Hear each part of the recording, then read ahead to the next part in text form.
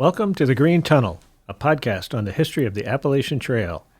Today, we're launching a new series of short segments that will air between our main episodes. Each of these segments will focus on the history of one iconic location along the trail. Of all the iconic locations along the Appalachian Trail, McAfee Knob in Central Virginia might just be the best known. It's certainly the most photographed.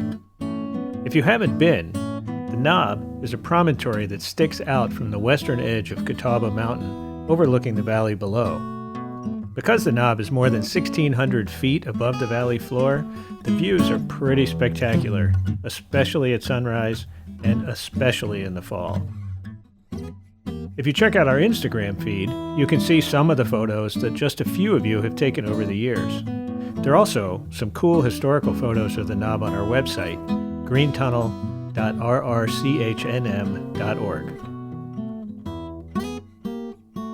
If you had tried to take a photo of the Knob in 1978, though, you wouldn't have been able to do it. For almost a decade, the Appalachian Trail did not cross McAfee Knob.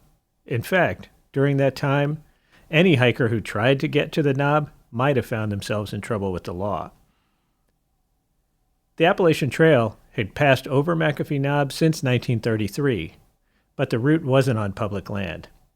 Like a lot of the trail in those days, the AT crossed private property.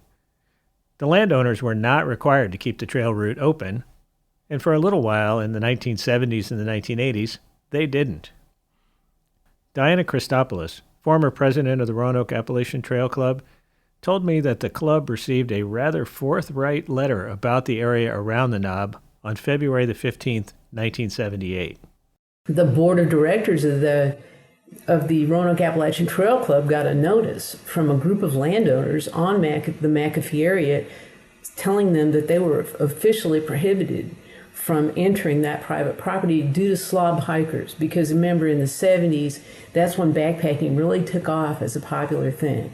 And these landowners said, we know it's not your club members, but these people are coming to our houses. They're asking us to let them wash their clothes there, and they're leaving garbage, and they're using our water, and we've had enough of it. So they closed it. In the letter, the landowners on Catawba Mountain also informed the RATC that if they saw any hikers on the mountain, they would call the local sheriff and have them arrested. And from the perspective of those landowners, who could blame them? Most people don't like doing other people's laundry, especially smelly hiker clothes.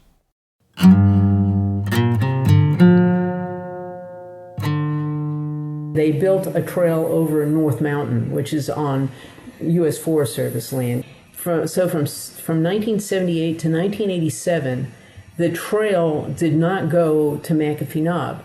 For 9 years, hikers headed north had to cross the Catawba Valley, hike up onto North Mountain, traverse that ridge with no access to water, then come back down, cross the valley again, and then climb back up onto Catawba Mountain just past the north end of Tinker Cliffs.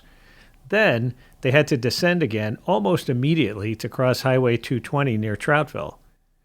Frankly, it was a terrible route.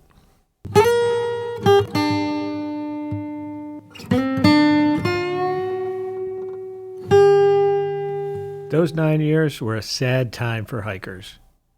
But then the ATC stepped in, backed now by the National Park Service.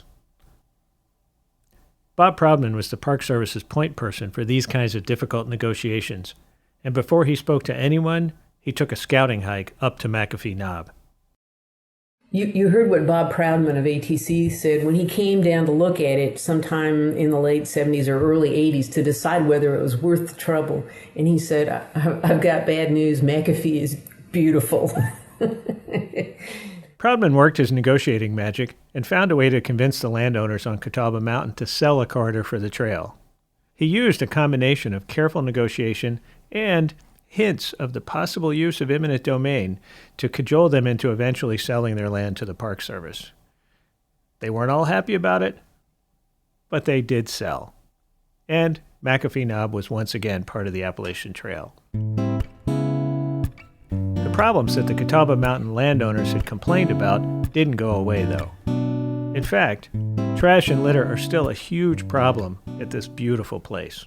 I personally have hauled out, 15 or 20 gallons of garbage at a time, sometimes from those places and so on. But it's really, what has really helped is having a National Park Service ranger, because they own that land, who can write a $100 ticket for each violation: illegal camping, illegal campfire, illegal drinking. Litter, crowds, people camping where they shouldn't, and making fires where they aren't allowed to. These are all significant problems on McAfee Knob these days. Much more significant, in fact, than they were in the 1970s. The Roanoke Club is working hard to educate hikers as they depart on their trip to see one of the most beautiful places on the entire trail, teaching them about leave no trace and encouraging them to follow the rules. And the National Park Service has started issuing citations to people who camp illegally on the Knob. Will that all help? I sure hope so. That's it for today. Stay tuned for more of these short segments in between our main episodes, and don't forget to share your photos of McAfee Knob and tag us on your social media. The Green Tunnel is a production of R2 Studios at the Roy Rosenzweig Center for History and New Media. Today's episode was produced by me. Abby Mullen is our executive producer, and she also did the audio production for this episode. A special thanks to Diana Christopoulos, who you can read more about on our website. Be sure to follow our show on your favorite podcast platform. Episode 3 of the podcast will be appearing soon, and you're not going to want to miss it. If you want to receive our newsletter, please sign up on our website using the Become a Member link. Thanks for listening, and we'll see you again soon.